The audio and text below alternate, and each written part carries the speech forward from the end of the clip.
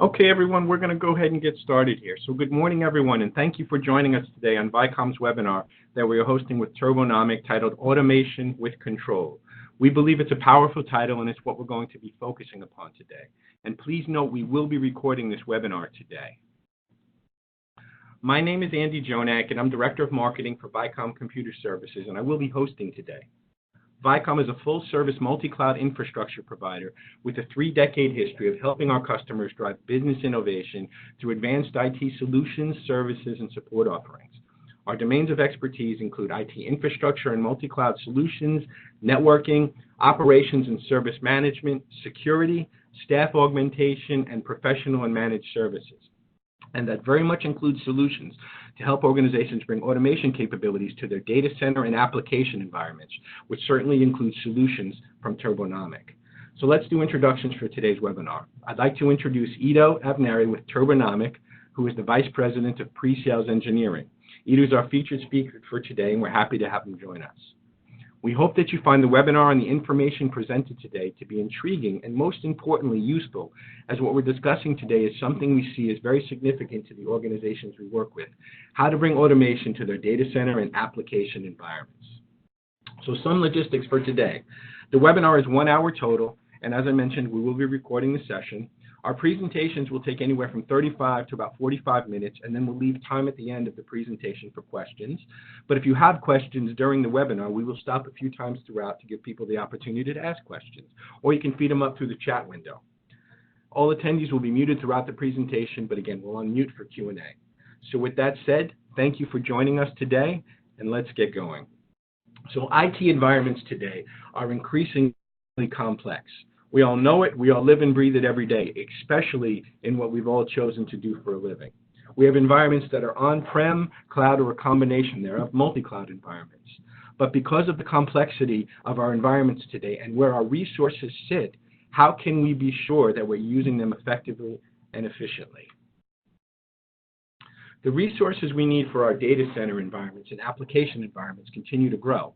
A consequence of this is we now have complex environments that make it hard to determine which resources are needed and when. Firms are looking for solutions for the management of their multi-cloud and IT infrastructure environments, and to be able to automatically assign workloads and resources based upon supply and demand. Sounds simple, but it's not an easy thing to do. So this is where Vicom and Turbonomic can help, and is what we're going to talk about today. So now what I'd like to do is I'd like to turn it over to Ido Avneri, as I mentioned, with Turbonomic, who will talk about some of the challenges that I mentioned above, introduce you to Turbonomic and their solutions, and also, if we have some time, he will give you a demo on what the solution looks like. So Ido, I'm going to go ahead and turn over control over to you. So, okay. Ido, we can hear me now, so let me go ahead and let me give you presenter capabilities. So there we go. You should have the ball now. Yes, sir. Can you see my screen? Yep, looks like we can see it. Fantastic. So guys, just as a general note here, please jump in and ask questions at any point or time. I would much rather have this as a discussion than a lecture, even if it's a webinar. And if something comes up in the chat, I'm going to ask Andy and the guys here to let me know so I can address that live. We're here to talk about what Turbonomic does, which is application resource management. It's a top-down approach that's application-driven and AI-powered, to make sure that all the applications get the resources they need when they need them across the environment, right? Now, when we say application, when you look at application, it's actually pretty complex. If I look at this application stack here on the left side, on the very top of it, there's a business application, right? A payment application, a claims application, a booking application, whatever that may be, right? And there's an entire IT stack that supports this application with what it needs all the time, right? These applications might run on serverless technology. They might run on containers. They might run on application servers and databases. Those might run on virtual machines or physical machines. Those virtual machines run on physical infrastructure, right? And that physical infrastructure consumes resources from the network, right? From the chassis. They consume storage, virtual storage that sits on a physical array, right? And all these things over here are only existing in order to support the business application, in order to allow your customers, right, or your customers' customers in your case, to log in and make a payment, for example, right? Now, there is one thing to mention about these applications. The demand for these applications is changing all the time, right? While you may argue that some of it is predictable to an extent, right, you still constantly have unpredictable demand across multiple applications. This can be just applications that are unpredictable by nature, like VDI applications, or they can be just according to events that you never expected before, like a new Black Friday, a Brexit, an election, right? A lot of things cause, and different applications have different reasons to do so, and influctuate demand that is unpredictable within the environment. And then all these things over here need to live continuously meet the demand coming out of those. And if they don't, that causes congestion in the environment. So if you don't have enough resources at any layers of this stack, all the way from the spindle down to the application, there's congestion in the environment. And that typically looks like this. This is congestion.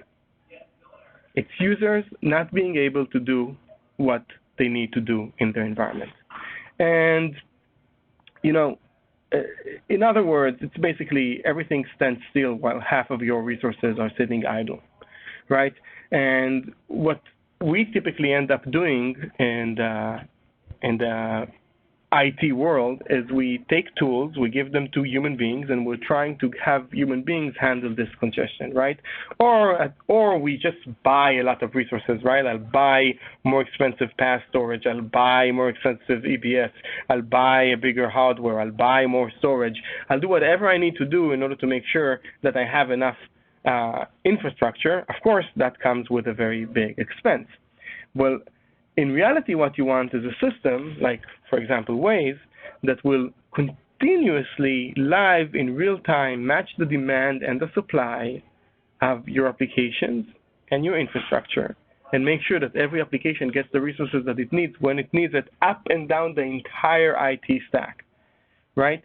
And that basically gives you three things, which are done continuously together. So these three things, this triangle, is a while.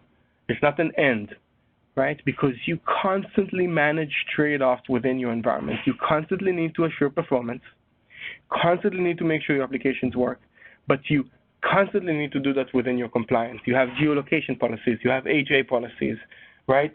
You need to make sure that you can fail over. You need to make sure that your DR works. You need to make sure that you're cross availability zones. You need to make sure that you're placing European data only in Europe, right? While doing that, while you assure the performance within your environment, and guess what? Everyone has a budget. You can't buy unlimited hardware. You can't spend unlimited on AWS or Azure or GCP, right? So somehow, within these three things, you do the system that constantly gets you what you need. Now, what happens if you stitch these things together is that you look at the top of the supply chain, which is the same thing we saw before, right, as the business app. And in that business app, you can see things like, you know, what's my throughput? What's my response time? How does that work? And at the bottom of it, you'll see your entire infrastructure, all the way from the VM down to the spindle, right? And jumping into Turbonomic, what Turbonomic creates for you is a list of prescriptive actions, not recommendations, not suggestions, not alerts, actions of exactly what needs to be done in order to make sure that the application response time here on the top stays healthy within the constraints that we mentioned before, right? So that might be things such as you need to move a VM from one host to another. You need to size up a JVM. You need to increase the cache in a database. You need to realign the way that your storage is set up on the array.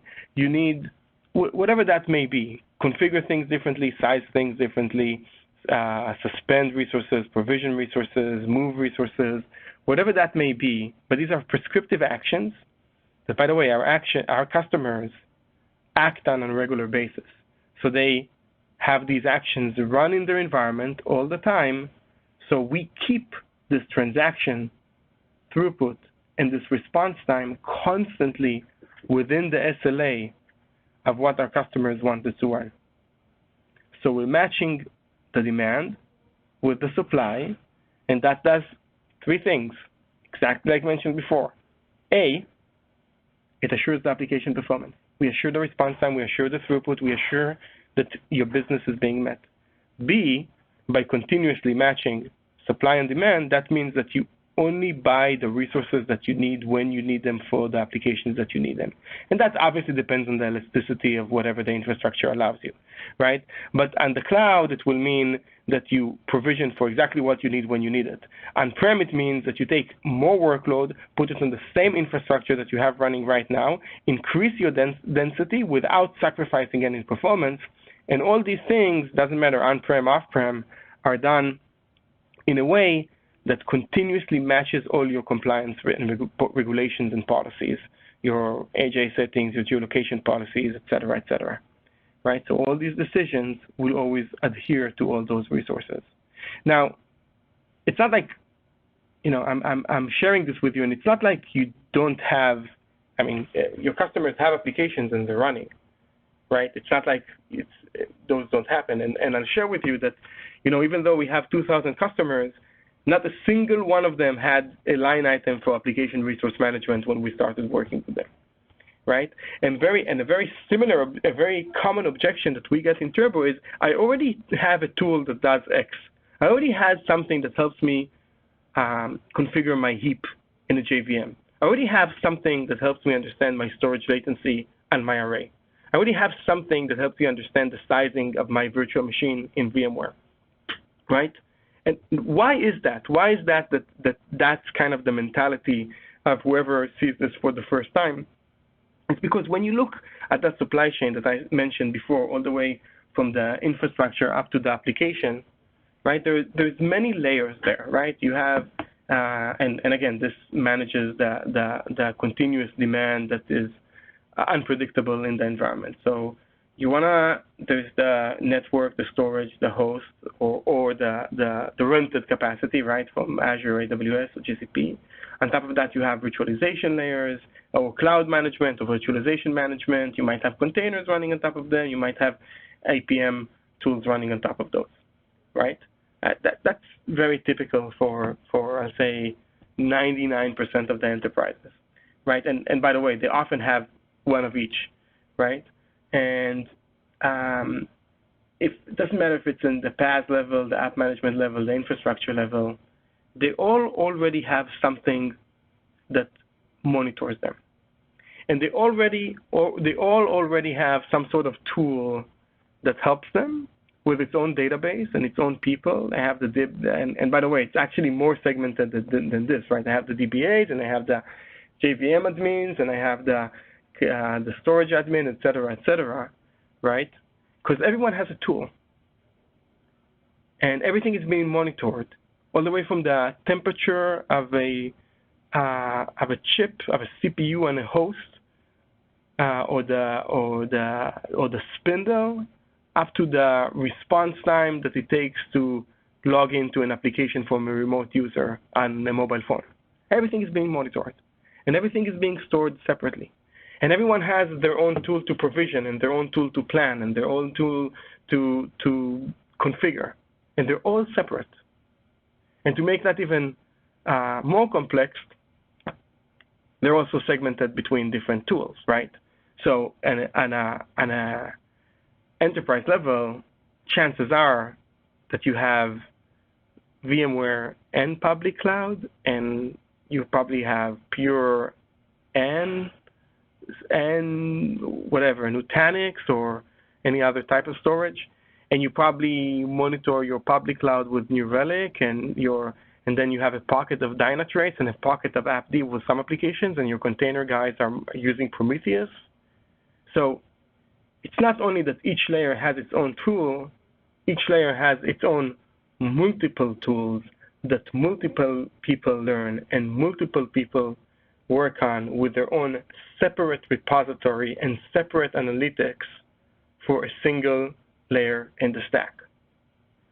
What we do in Turbo is we augment all of them together. We mediate all of them together to a single place to create up and down the stack trustworthy actions, like I mentioned before, that are full stack aware.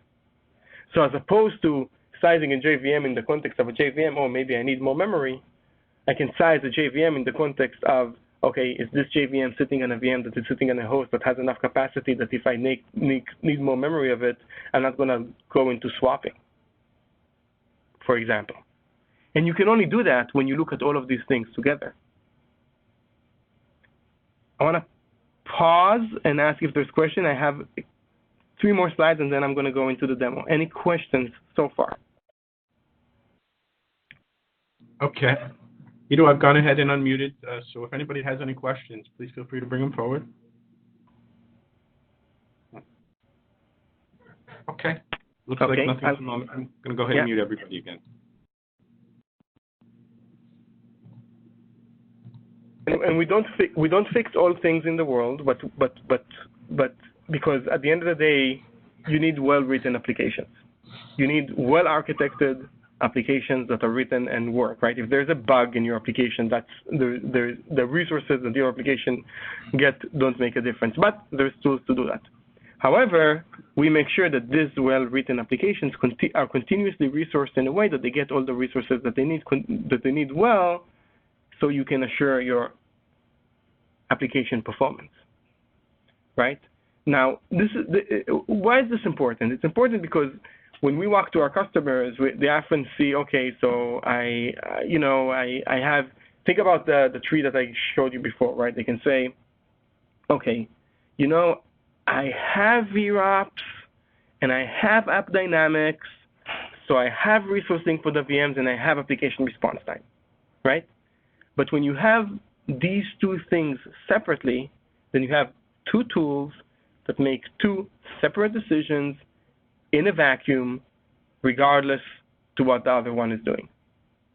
When you have Turbo, it connects to different layers of your infrastructure, and we can integrate with your orchestration stack or your configuration stack or your CI/CD or whatever it is that you want to use, and put the processes as a part of that.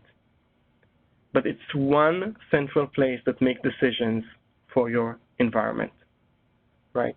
Across all the different, we believe the Turbo is in the right place and the right time, and we're doing, and application resource management is something that no one else is doing and is needed in order to assure the application performance at a minimum cost within your environment, within your customer's environment. So I'm gonna switch to a live demo. But I want to first, again, pause and see if there's any questions for on the line. Okay, gone and unmuted everyone. We had one question there, fed up through the chat. So what if somebody doesn't use something like an APM solution? Do you need that they're asking if you have to have an APM solution in place to use Turbonomic? That's a fantastic question. No, you don't have to have an APM solution at all to use Turbonomic, right? You will get out-the-box decisions for the virtual machines that take the entire application resource into consideration. So resource management is also just making sure that the VM gets the resources that it needs from the host, while the host gets the resources that it needs from the chassis, while the storage gets the resources that it needs from the storage controller. Now, the beauty thing about Turbo is that the more entity points that you give it, the more complex the problem is, and the better decisions Turbo make. So there is Like the more targets you give Turbo will actually make even better decisions for you. But you absolutely don't need APM tools. We have customers using Turbo's built-in capabilities to plug into application servers and databases, for example, without any AppD or Dynatrace, as well as we have customers using off-the-shelf solutions, freewares like Prometheus, right, in order to get response time, as well as we have a lot of customers that don't use APM at all, right, and they just use Turbo for application resource management for the VM down, and to be fair, that's how we grew it. Like the company got probably more than the first 1,000 customers easily without the AppD or New Relic or Dynatrace or Prometheus integration. Did I answer your question on the chat? Yeah, I think we're good. Excellent. Okay. Thank you. Yeah, great. Let's proceed to the demo then. Thank you. Okay. So, guys, it's a little quiet, so I'll walk through this. But if you have any questions, please feel free to jump in. So, what you're looking at here is the UI of Turbonomic. Turbo can be deployed either on-prem as an image of a VM, an OVA file, or it can be spun up in the marketplace, or you can just install it on your OS, like your Red Hat OS. If you're a bank, you typically have your own version that you want to support, so we can install it as software as well. Excuse me. Everything you see here is out of the box with no configuration change whatsoever. We deploy in a read-only mode, so we don't actively make any changes in your environment unless explicitly told to, right? The setup is pretty quick.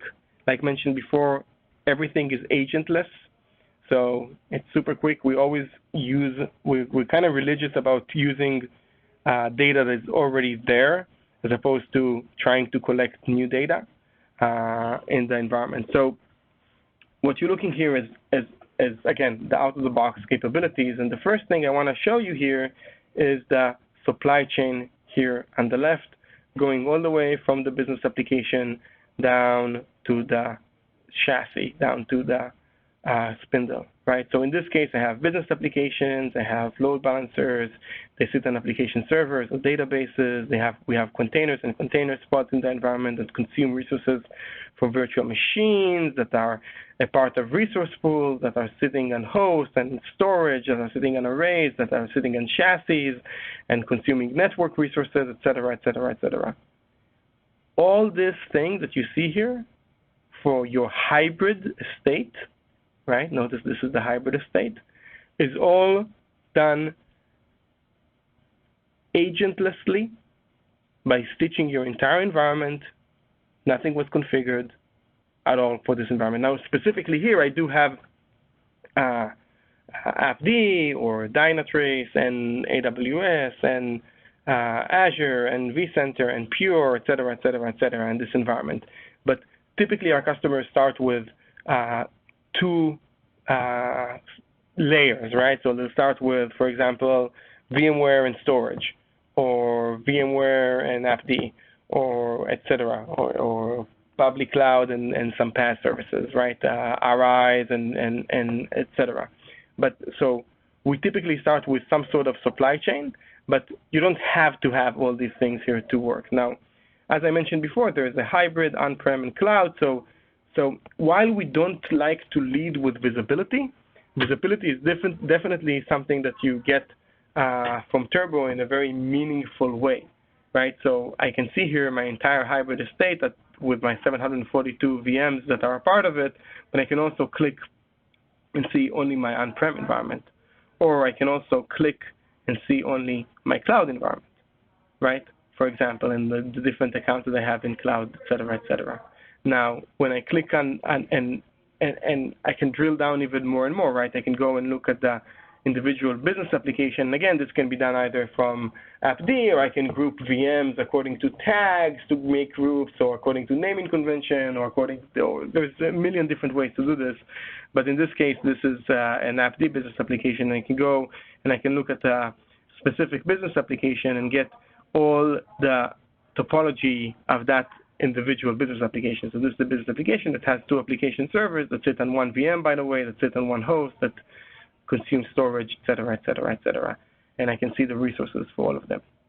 Now, on each layer of the stack here, I get individual actions and individual metrics, right? So when I go and I look at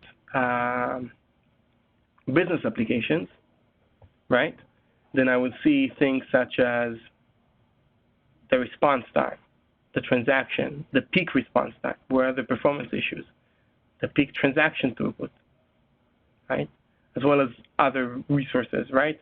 And when I click on virtual machines, I'll see things such as CPU and memory and I/O and swapping and ballooning, etc., right, in the environment.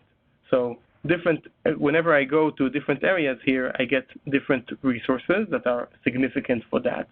But I think the important thing is that this also gives me the list of all the different actions that I need to do in order to get my environment to that healthy state, in order to make sure that, again, I ensure the performance at the absolute minimum cost in my environment, right? And those are the 621 actions that I have here on-prem, actions such as, maybe you need to provision or suspend hosts, maybe you need to do different placement, like move a VM from one place to another, from one storage to another.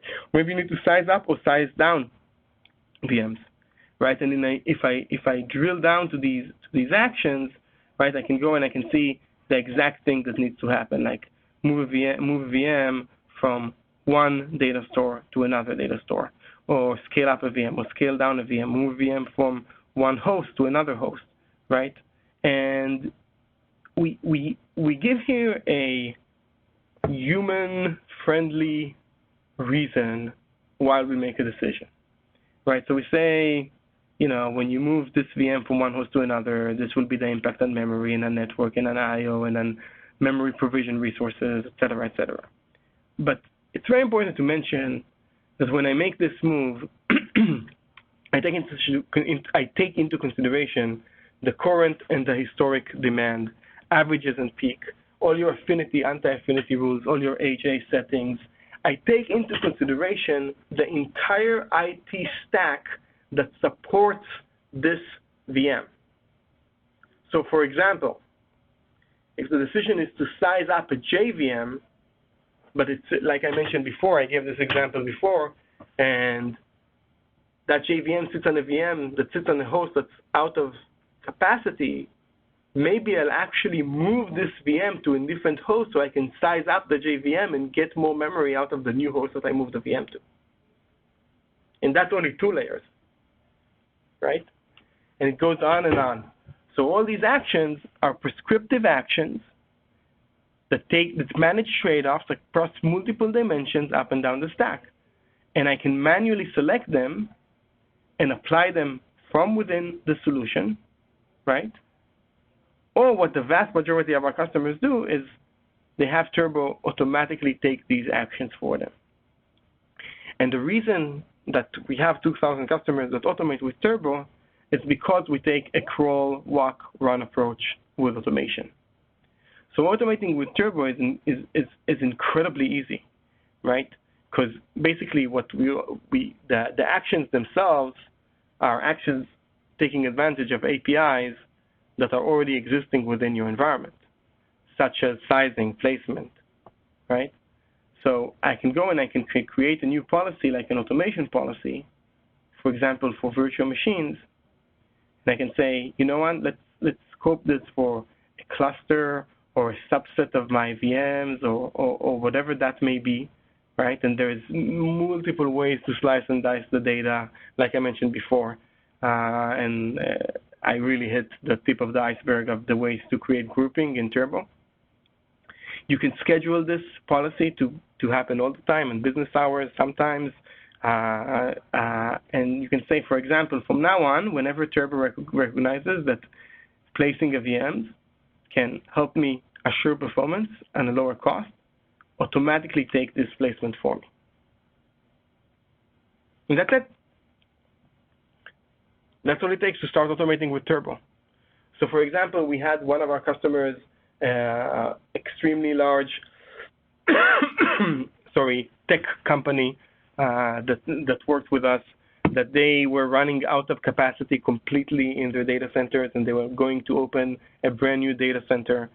The first move that they did with Turbo was automating placements of VMs within clusters, within all the segments and all the policies that they have today. Like, they didn't change anything besides making the placement decisions in Turbo. And by doing that, they created enough headroom that they avoided opening a whole new data center just by placing workload. And they got better performance than what they had before. So swapping goes away, ballooning goes away, ready queues go away, and you have more capacity just by placing intelligently with Turbo.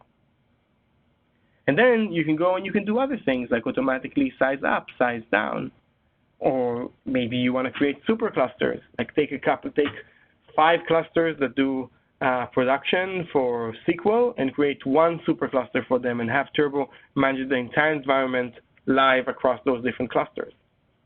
And by the way, I actually understand what actions are disruptive and what actions are not disruptive. So I can choose to, for example, size down only in change windows, and I can do that with an integration with ServiceNow, or size up live whenever you need more resources and place live.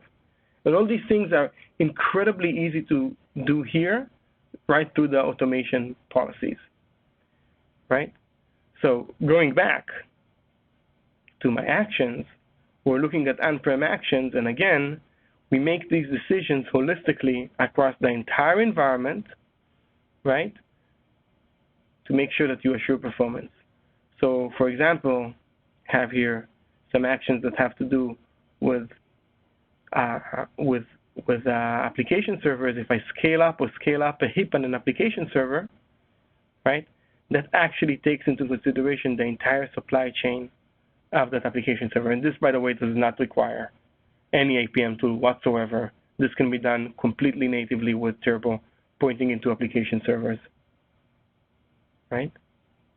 So this is on-prem. I also want to talk about the cloud, right?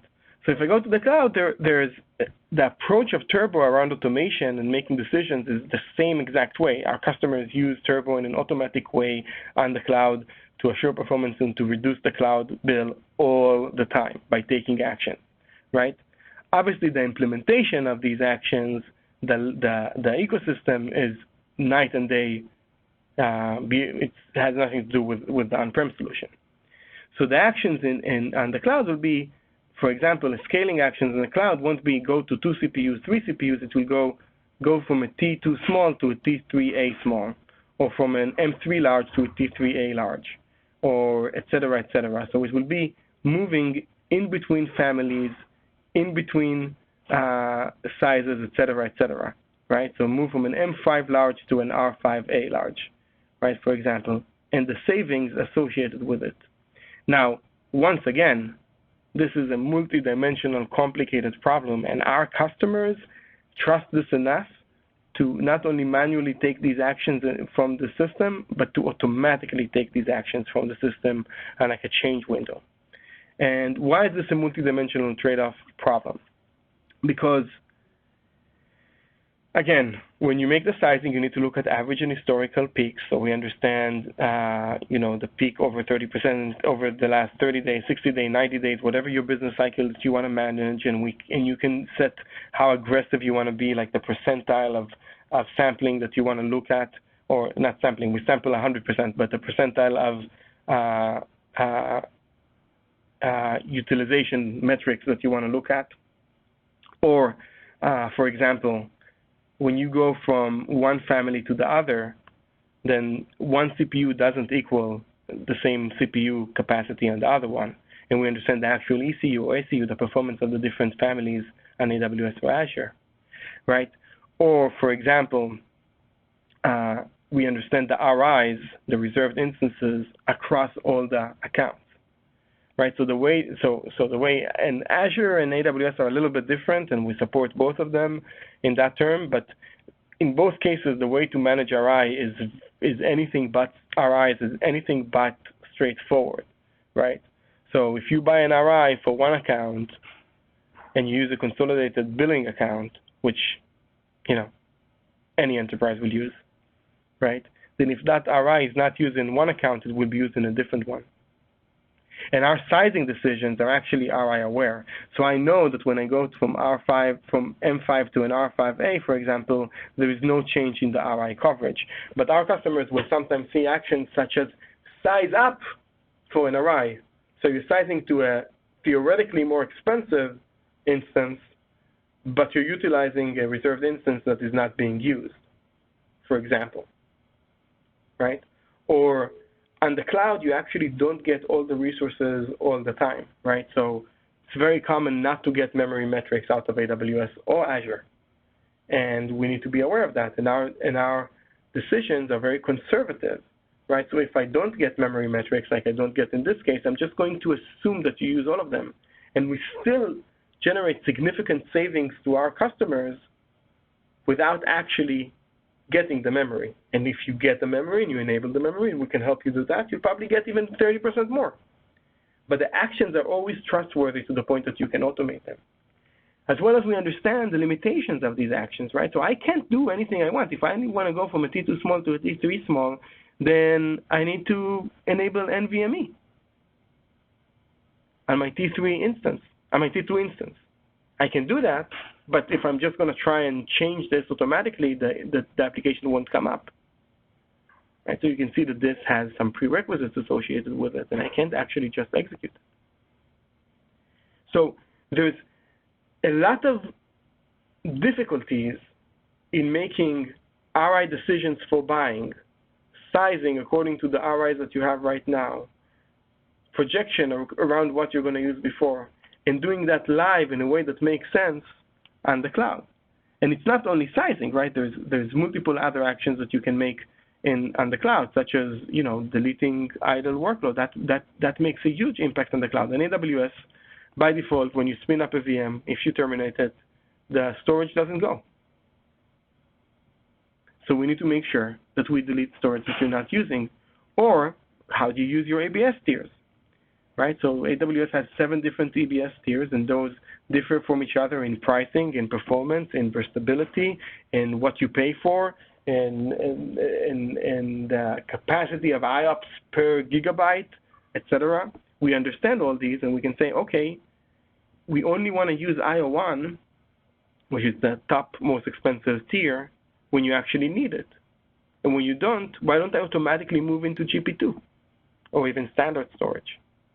And again, this is another multidimensional problem because the performance of the storage on the cloud is actually also a indication of how big your storage is. So the bigger your storage is, the more performance you get. So it's not that straight simple. There's versatility into perspective that we'll understand as well, because it's not like it's constant IOPS that you need to consume.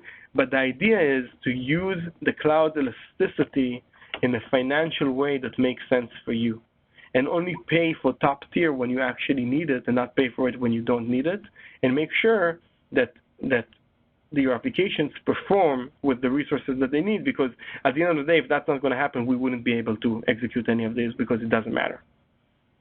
Okay? So these are the ways that you run, that you automate and control your cloud cost. We have 13 minutes left. I want to pause and see if there's any questions. Yeah, we actually had 2 kind of fed up through chat, so I'm also going to unmute both Chris and Veronica from Turbonomic as well in case anybody else wanted to chime in.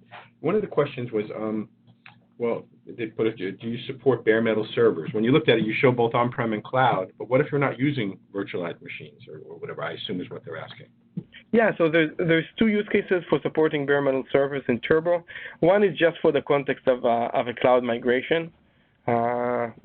Which, to be honest, I don't think is very common, because what we found is that hardly ever someone will take the applications that they won't even virtualize and move them to the cloud, right? But the other more interesting use case that we run into all the time is containers running on bare metal, right? So if you have, for example, Kubernetes running on bare metal, which we support we did a big experience with, I think, one of the biggest Kubernetes environments in the world that was running completely on bare metal. We support that way, and we can make decisions. And the reason that we do it on bare metal is basically we do that, and we don't do, I don't know, databases on bare metal, is because we want to monitor and collect data that we can act on and create actions on that you can automate. And there's very little that I can do on a physical machine sitting somewhere, right? Now, if you're running containers, if you're running virtualization on top of it, or containers, I can actually do a lot on top of it, and that's the way that we support it. Okay, interesting. The other question that came up that Was around planning. So what I assume what they're asking, can you use Turbo for planning? So I assume they're asking if I don't want to use it to move workloads, but can I use it for resource management and planning? Is that a possibility? I assume that's what they're asking. Okay, so yeah, so Turbo can definitely be used for planning. It's a strong use case for us.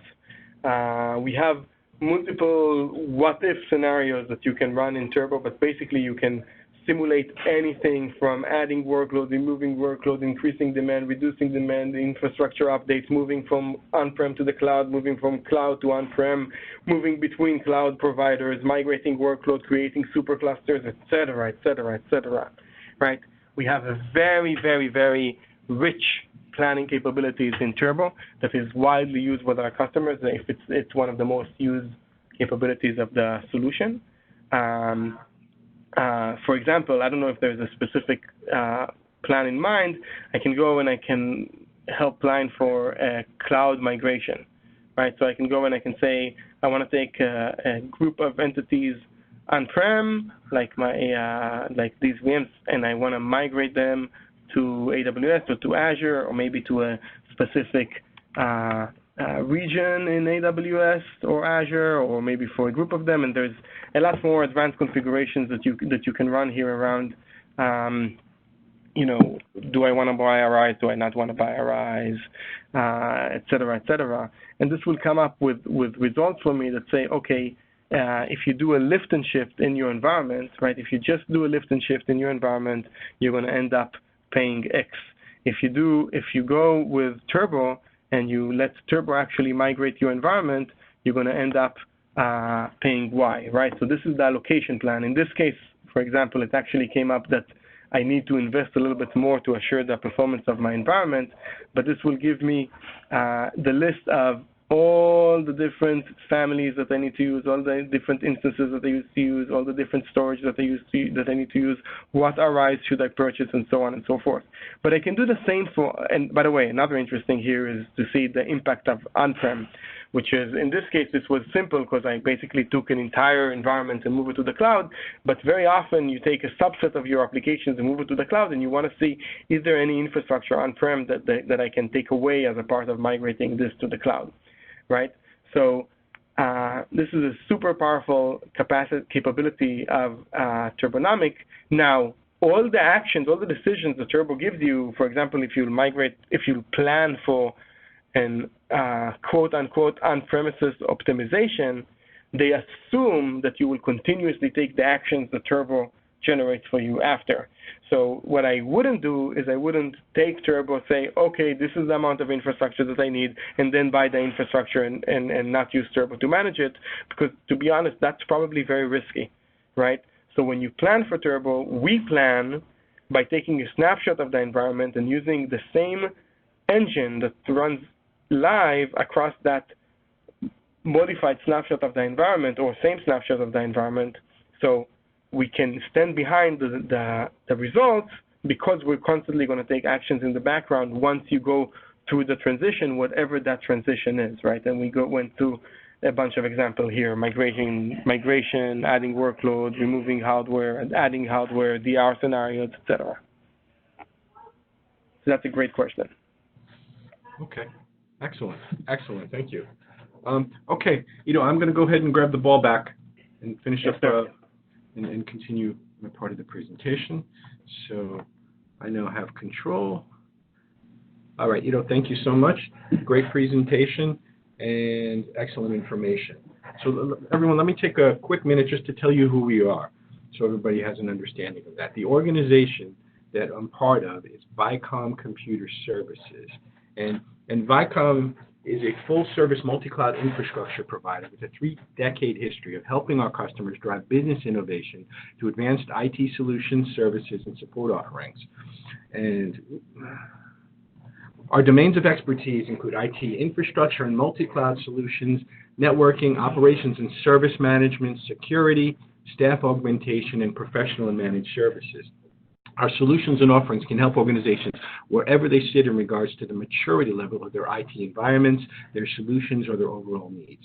So that's a little bit about Vicom and what we offer overall.